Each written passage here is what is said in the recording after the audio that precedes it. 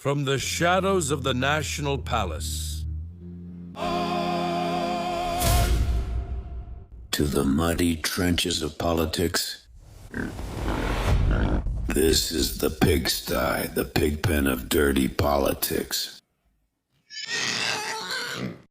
Greetings, my little pigs. Welcome to the pigsty, favorite, where we take out the trash that politicians want to sell us as perfume. This is another episode of this humble corner where political filth feels right at home. Hold on to your underwear because today the piggery in the Senate was one for the books. It turns out that the shepherds of the legislative flock decided to give us a masterclass on how to put on a circus without even needing a tent. Come in, wipe your shoes, because here the crap comes standard. On the script, your untrustworthy pig greets you, the one who doesn't keep quiet even underwater, Luis Berman reporting. From the very heart of this pigsty, today I bring you a feast of betrayals, blunders, and that scent of defeat we love to sniff in the national air. Let's begin. Let's start with the pigsty, mainly with the H for hypocrite. In the Senate of the Republic, all hell broke loose with the so-called electoral reform. And look at how things are in this pigsty with hand-raising votes. Because you know that nominal voting is very tiring and requires using your brain, the senators decided to throw the little toy of the reform to Article 35 in the trash, taking it away from the lady who runs the National Palace. In other words, the whim of moving up the recall vote to 2027 just to be in the picture, while people are voting for deputies and governors. Well, no, not anymore. The lady will just have to wait. Not until 2028, of course. And who do you think were the brave ones, the heroes?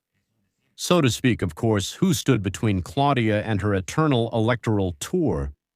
As I already mentioned here, none other than her friends, Labor Party. Yes, those parasites who usually only serve to make up the numbers and collect their perks decided to act with dignity. That's also just a way of saying it. The PT submitted a reservation to remove the amendments to that article of the draft decree. Therefore, this article will not be subject to a nominal vote in the specific vote on the reserved articles, the reservation states. Take that, Chachisi, right in your face. The PT, the same one that owes its existence to Morena, told him, "Not now, buddy, maybe later." The reason is that the PT expressed its disagreement with President Chachis campaigning during the 2027 electoral process, as was her obvious and not at all hidden intention. Wow, they discovered hot water. As if we didn't know that this whole show was just so Claudia could be on the ballot. Barrientos with what's left of the opposition and, by the way, gave a little push to their candidates.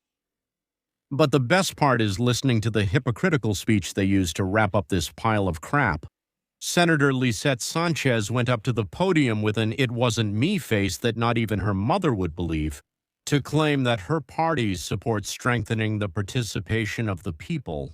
Come on, listen to this gem. Because we're not here to defend privileges, we're here to deepen democracy. Yeah, deepen democracy or deepen their own pit of impunity, which is basically the same thing. And the senator kept going with that tone of a political charity sister. Our reservation proposes to completely eliminate Article 35 from that report, so that the recall remains under the current terms of the Constitution and keeps its democratic nature. My pig testicles? But then he continued, it's not about weakening citizen participation, it's about protecting it, about guaranteeing the country's democratic stability in the face of external pressures or internal tensions that seek to distort the mechanisms of citizen participation. Translation for those who don't speak pig language. We don't want the boss to steal the whole show in 27 and leave us the little parasites with nothing. But wait, it gets better. When PT dropped the bomb, who was there clapping like dumb seals? The opposition, or what's left of it. The PAN caucus, which usually only serves to embarrass themselves, came out to celebrate the decision of their hated enemies.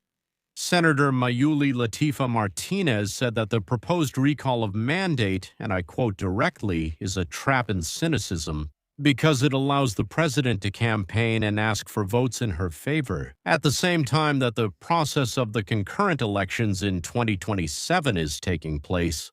What a brilliant mind. Of course it's a trap, Ms. Mayuli, but you didn't do anything to stop it. It was the PT itself that did. You're a joke, seriously.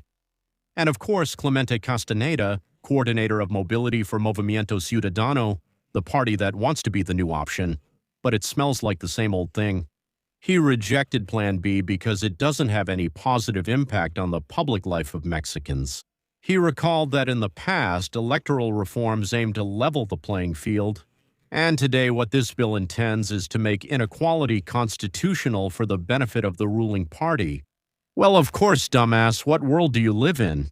Since when do they care about fairness if it's not just a whine when they lose, you crybabies, you pigs?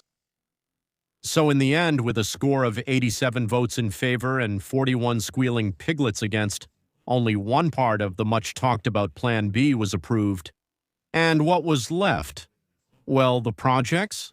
The part about eliminating privileges, which is the magic word to make the people applaud. Budget cuts for local congresses, the limit of 15 council members per municipality. You'll see how they come up with eliminating benefits in the electoral bodies and adjusting salaries for all officials. What a consolation, they cut a little bit of fat, but the good meat stays. Political control remains intact. Every public entity, whether federal, state, municipal, or from the boroughs of Mexico City, will also have to adjust the salaries of their public servants. The bill has already gone to the Chamber of Deputies, where the legislative herd will surely applaud it without reading it, as always. And of course, the reaction of the main character in this mess couldn't be missing, the interim manager of the National Palace, Claudia Sheinbaum. What did our beloved leader say in response to the rebellion of her pets? She came out with her scolding tone like an elementary school teacher. She argued that the parties were afraid she would appear on the ballot in the next 2027 election. And come on, isn't that a bit much to say?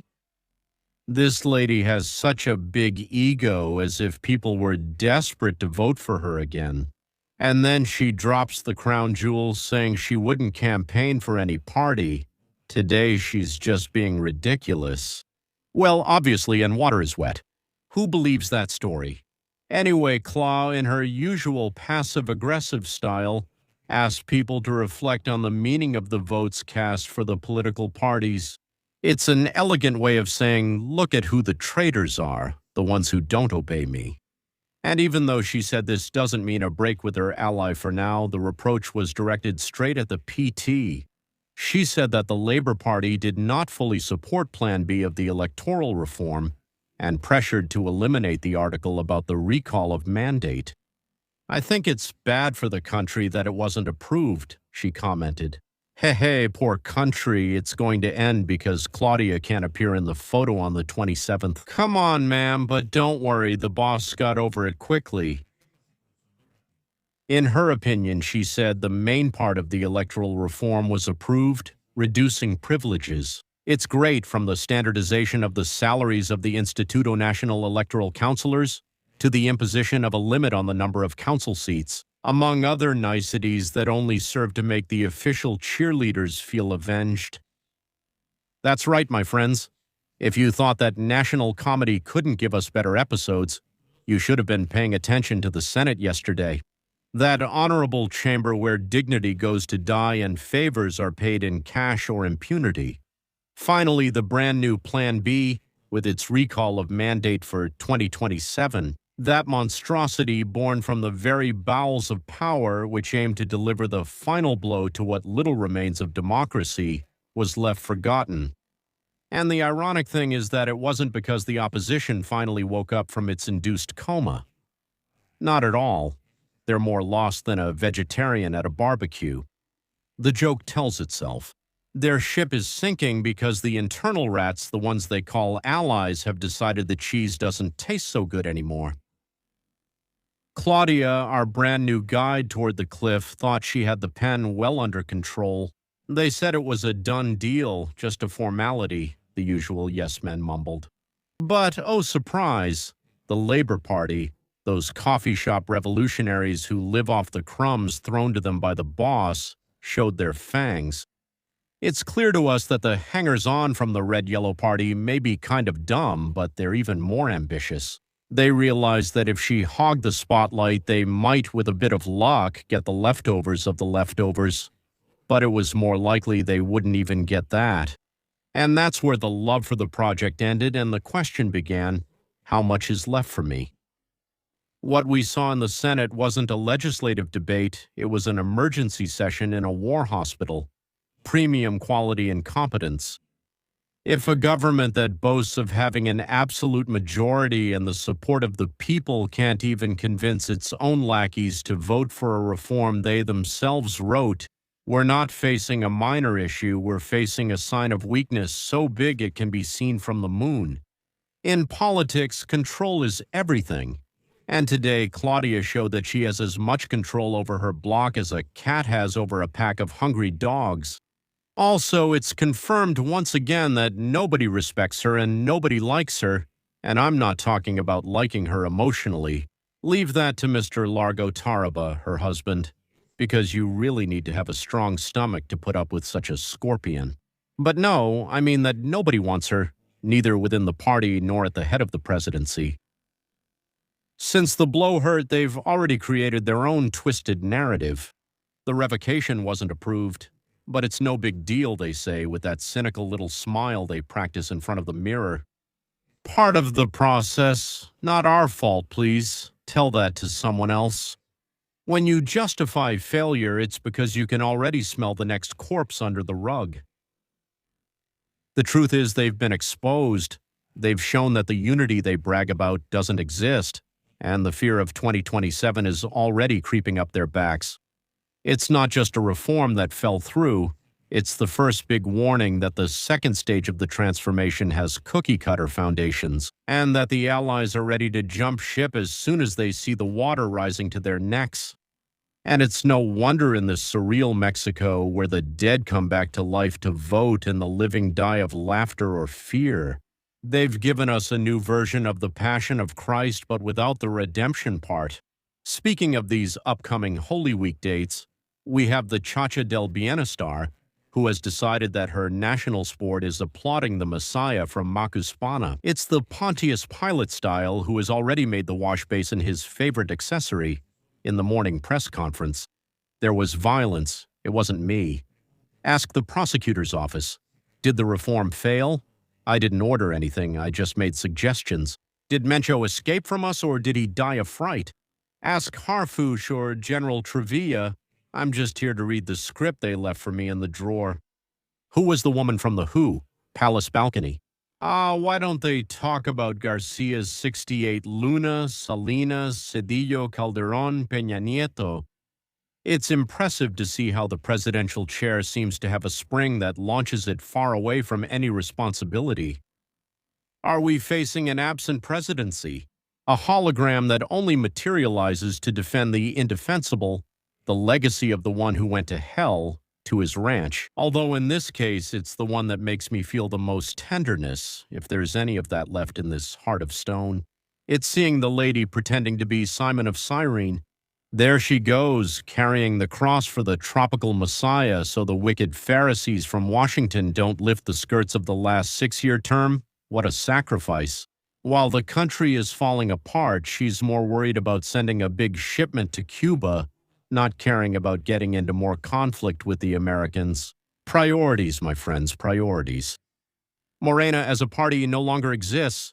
What's left is just an empty shell where not even loyalty remains. If the order doesn't come directly from Palenque, not even a fly moves in Congress or things turn into a real mess. The lady sends reforms and her own allies tell her no.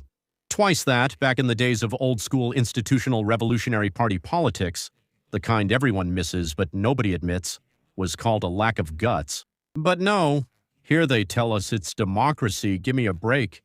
It's the shameless display of a lack of power that's downright embarrassing. Who's in charge? The old saying from Calais has never been more relevant. The president lives here, but the real decision maker lives across the street or gives orders via WhatsApp, which makes it clear that even the old man Patas Miatas has left her adrift. Let them eat her alive. Anyway, my little piggies, that's how things are. The PT put her in her place, Chachas, and the opposition celebrated. A goal she didn't score, and Claudia went out to play the victim. The pigsty is more stirred up than ever, and the mud is flying in all directions. Don't take your eyes off the screen because this is just getting started, and we'll keep digging through the trash so you don't have to. Remember, in politics, just like in the pigsty, if you don't get dirty, it's because you're not alive. And here, everyone is covered in the same mud. We continue in this country where there's no resurrection in sight, only selective crucifixions and a gas smell that's already making us all dizzy. I hope you enjoyed this feast of rot. Another day in Mexican politics where the crap changes color but still smells the same. This was the pigsty. The pigpen of politics says goodbye to you with the usual disgust, but with a sharper tongue than ever. Luis Berman. See you at the next mess. Goodbye. This is the pigsty, the pigpen of politics with Luis Berman.